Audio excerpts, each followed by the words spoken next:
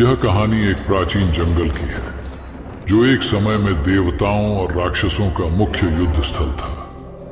यह जंगल दूर दूर तक फैला हुआ था और इसे काल ग्रह के नाम से जाना जाता था।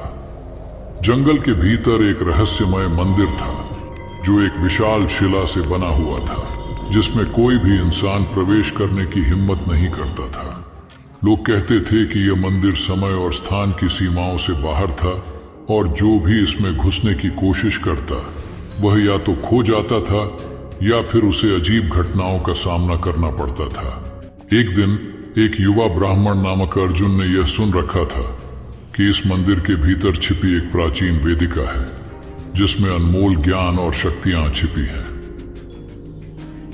अर्जुन ने निश्चय किया कि वह इस रहस्यमय मंदिर में प्रवेश करेगा और उस ज्ञान को प्राप्त करेगा ताकि वह अपनी पूजा और तपस्या से पूरे नगर को बचा सके, जो उस समय एक भयंकर अकाल और दुर्भिक्ष से पीड़ित था।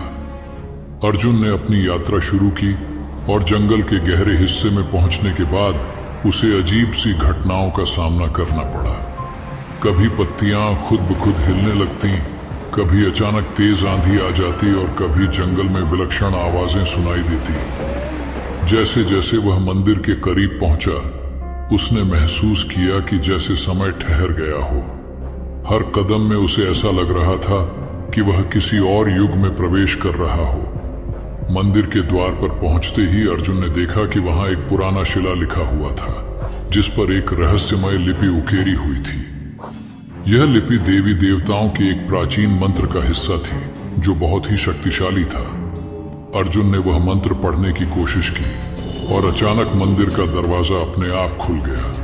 वह अंदर घुसा और देखा कि वहां एक विशाल जलते हुए सूरज का आकार था जो अंधेरे में चमक रहा था।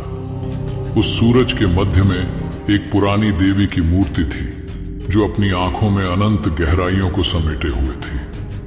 देवी ने अर्जुन से कहा, तुम मेरे उत्तराधिकारी बनोगे, लेकिन तुम्हें एक बहुत बड़ी परीक्षा से गुजरना होगा। तुम्हारे सामने वे राक्षस होंगे जो इस भूमि पर हजारों साल से शासन कर रहे हैं। तुम केवल अपनी सच्चाई और तप से ही उन्हें हरा सकोगे। अर्जुन ने देवता की बातों को गंभीरता से सुना और अपनी पूरी शक्ति और ज्ञान के साथ राक्षसों से युद्ध करने की तैयारी की। यह युद्ध उस समय के सबसे महान युद्धों में से एक बना। अंततः अर्जुन ने अपनी धैर्य और आत्मविश्वास से राक्षसों को हराया और मंदिर का रहस्य उजागर हुआ।